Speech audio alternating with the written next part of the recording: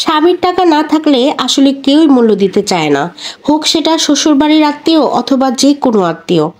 আমি শ্বশুরবাড়ির বড় বউ। আমার স্বামী খুব ভালো একটা চাকরি করত, তখন বেতন অনেক ছিল। হঠাৎ করে আমার স্বামীর চাকরিটা চলে যায়। এরপর যে শাশুড়ি আমার স্বামীকে মাথায় করে রাখতো, সে উঠতে বসতে এখন সে তার ছেলেকে খোঁটা দেয়। যে রানের পিসটা সবসময় আমার স্বামীর জন্য রাখতো শাশুড়ি, এখন সেই রানের পিস তো দেওয়া দূরের কথা, একটা ভালো খাবার পর্যন্ত আলাদা করে রাখে না। আমার স্বামীর আরও দুইটা ভাই আছে। আমার স্বামীকে যখন ভালো খাবার দিত, যখন তার চাকরি ছিল, রানের পিসটা সে না খেয়েও তার ভাইদের প্লেটে উঠাই দিত। জানি না বর্তমান যুগের বাবা মার ভালোবাসা এমন হয়ে গেছে কেন। হয়তো অনেক ফ্যামিলিতে এখনো ঠিক আছে, কিন্তু কিছু কিছু ফ্যামিলিতে আমার সাথে মিল আছে।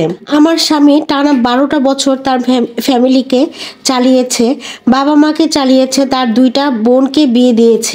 এই তো গত 1 বছর আগে ব্যাংকে যত টাকা ছিল তাই এনে তার বোনদের বিয়ে দিয়েছে। তো আরও দুইটা ভাই ছিল, তারা তো একটা টাকাও খরচ করেনি। বিয়ের সময় যদিও আমি বলেছিলাম এত টাকা খরচ করার কোনো দরকার নাই, তোমার তো একটা সংসার আছে, অল্প কিছু খরচ করো, কিছু টাকা ব্যাংকে জমা রাখো। কিন্তু আমার জামাই তখন একটা কথাও শুনেনি। তখন আমাকে বলেছিল বোনদের তো একবারই বিয়ে দিব, তাহলে তো বারবার আমাদের জ্বালাতে আসবে না, তাই আমরা যতটুকু সাধ্য আছে আমি দেওয়ার চেষ্টা করব, বাকি ভাইরা দিলে দিক, না দিলে না দিক। কিন্তু আফসোসের বিষয় কি জানেন, আজকে তার বড় ভাইয়ের কোনো চাকরি নাই। যে ননদরা যে কোনো কাজে আমাকে ফোন দিয়ে জানাতো, ভালো খবরগুলা আগে আমার সাথে শেয়ার করতো, আজকে সেই ননদরাই আমার সাথে কোনো যোগাযোগ রাখে না।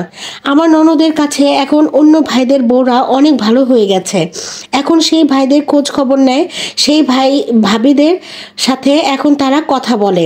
এদিকে আমার স্বামীর আরও ছোট দুইটা ভাই ছিল, তাদের বড় করেছে, তারা 12টা বছর চাকরি করে তাদের ভরণ পোষণ আগে দিয়েছে। আমি যে বউ, তাও আমাকে আগে দেয়নি, তাও আমি এগুলো নিয়ে কখনো মন খারাপ করতাম না।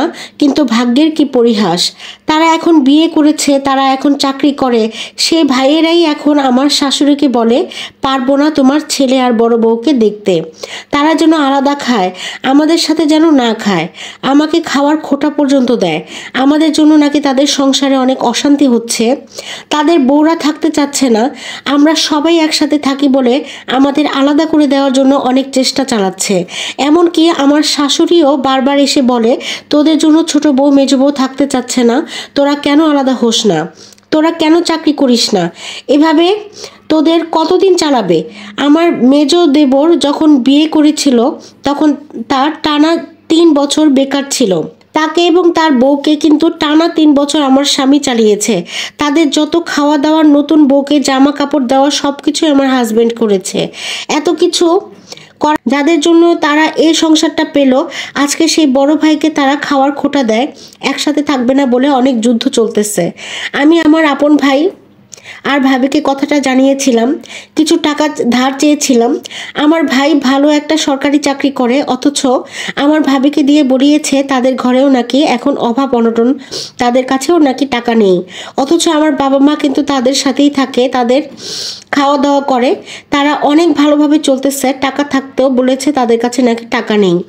এখন আমার স্বামী হাড়ে হাড়ে টের পাচ্ছে। আমার স্বামী চাকরি খুঁজতেছে, একটু দেরি হইলেও হয়তো চাকরিটা পেয়ে যাবে, হয়তো তখন আর কষ্ট থাকবে না। কিন্তু কষ্টের সময় নিজের আপন লোকদের আসল রূপটা আমরা দেখতে পেলাম। এটা একটা আপুর জীবন থেকে নেওয়া, আশা করি সবার ভালো লেগেছে।